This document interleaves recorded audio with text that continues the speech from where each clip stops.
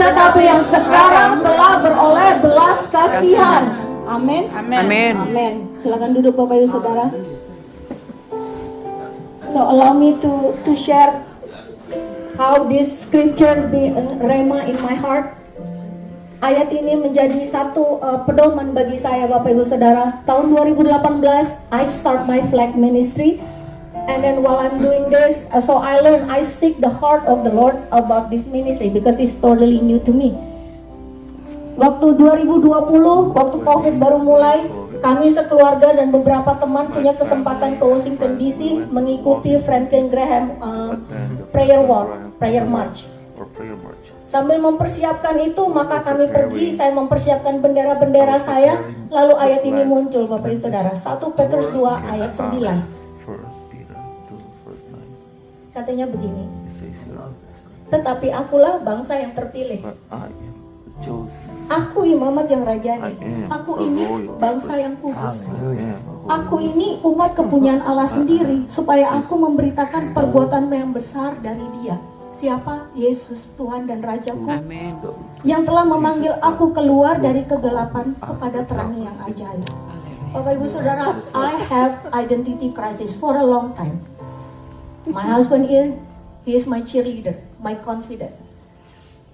But my source come from Jesus. Amin. Waktu saya mendapatkan ayat ini sebagai rema sebelum saya berangkat, and then I know my position. I know who I am in Christ. Saya tahu siapa saya di dalam Tuhan, dan saya tahu Tuhan, bagaimana Tuhan memandang saya. Kemarin Pak Elia bilang bahwa ini panggilan untuk kita semua orang Kristen.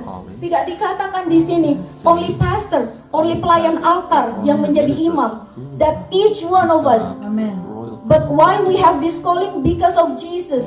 Kalau Bapak Ibu lihat 1 Petrus 2 di sini di Alkitab saya, ada judulnya Yesus Kristus batu penjuru. He is the cornerstone. That's right. Lalu di bahasa Inggris di sini ada bagiannya sebelum ayat 4 dikatakan the living stone and a chosen people. So what I'm trying to say is whatever we do, Bapak Ibu Saudara, apapun pekerjaannya, apapun yang Bapak Ibu Saudara lakukan, bukan hanya pelayan mimbar, tidak ngomong tentang itu.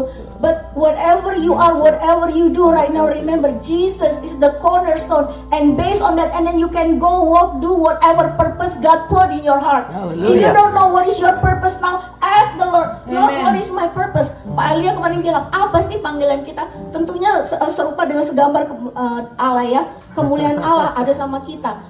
So God already gave His part, and now what is our part? Now here, when we get up from here, are we willing to do this? Are we willing to display and declare what is in here? Hallelujah.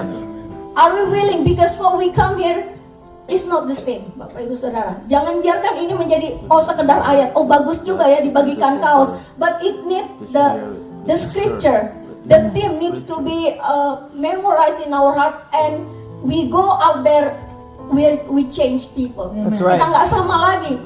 Tadi Pak Wahyu sudah katakan, wah untuk kita tinggal sedikit. Jangan sampai kita nggak ditebang hanya karena kita sudah dengar hari ini, display and declare, and we decree it will happen in our lives, but we don't do it.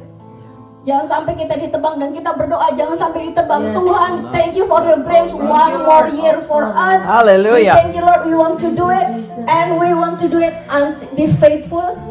We want to do it faithfully until Jesus come. Amen. Amen. So I invite all of us to stand and let's declare. And saya undang Pare untuk menutup. Dan Ibu Cindy, let's declare one more time. Silakan berdiri Bapak Ibu. And let's say this. Tetapi akulah bangsa yang terpilih. Amin. Amen. Let's declare to ourselves. Ready? Ya. 2, 3. Tetapi akulah bangsa yang terpilih, imamat yang rajani, bangsa yang kudus, umat kepunyaan Allah sendiri, supaya kamu memberitakan perbuatan-perbuatan yang besar dari Dia, yang telah memanggilmu keluar dari kegelapan kepada terangnya yang ajaib. Amin. Yeay.